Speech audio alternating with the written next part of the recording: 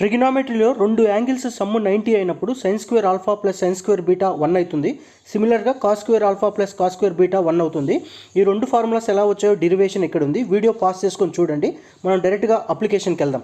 And ఈ మూడు identities కూడా అందరికీ తెలిసిందే. sin square theta plus cos square theta is equal to 1, secant square theta minus tan square theta is equal to 1, cosecant square theta minus cot square theta is equal to 1.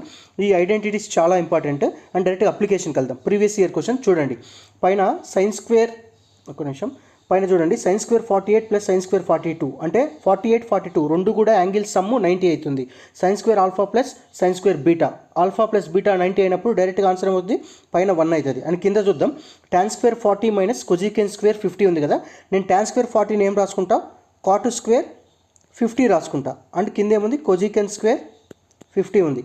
మనకు trigonometry identity ఏముంది cosecant square theta minus cot square theta is equal to 1. ఇక్కడ మనకేముంది reverse ఉంది కాబట్టి ఈ value -1 అవుతుంది. So 1/-1 answer వచ్చేసి -1. Next question చూద్దాం. ఇక్కడ చూడండి సిమిలర్గా sin square 32 plus sin square 58 పైన న్యూమరేటర్ ఏమవుతుంది 32 ప్లస్ 58 రెండు సమ్ము 90 కాబట్టి పైన 1 అవుతుంది. సిమిలర్గా ఇక్కడ కూడా 32 plus 58 sin square alpha plus sin square beta లేదా cos square alpha plus cos square beta is equal to 1. ఇప్పుడు ఆల్ఫా ప్లస్ బీటా రెండు కలిపితే సమ్ము 90 వచ్చినప్పుడు సో పైన న్యూమరేటర్ 1 అవుతుంది, డినామినేటర్ 1 అవుతుంది. నెక్స్ట్ ఇక్కడ ఏముంది చూడండి sin స్క్వేర్ 53 దీన్ని అట్లే పక్కన పెట్టండి. cos 53 ప్లస్ sin 37 ఉంది కదా. ఈ cos 53 నేనేం రాసుకుంటానంటే sin 37 రాసుకోవచ్చు. సైన్ కాసు సైన్ చేంజ్ చేసుకోవచ్చు, tan cot అట్లా. సో ఇప్పుడు ఇదేమవుతుంది sin స్క్వేర్ 53 ప్లస్ ఈ వాల్యూ వచ్చేసి sin స్క్వేర్ 37 అగైన్ మళ్ళీ ఇక్కడ 53 plus 37 sin square alpha plus sin square beta alpha plus beta sum 90 అయినప్పుడు 1 అవుతుంది. సో ఈ వాల్యూ కంప్లీట్గా 1 అవుతుంది. టోటల్ వాల్యూ ఎంత అవుతుంది 2 అవుతుంది. నెక్స్ట్ ఇంకో క్వశ్చన్ చూద్దాం.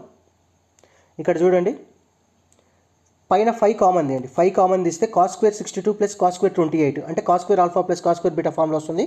ఇది అవుతుంది -21. కింద కూడా అలా అంతే 7 కామన్ తీస్తే sin square alpha plus sin square beta +1.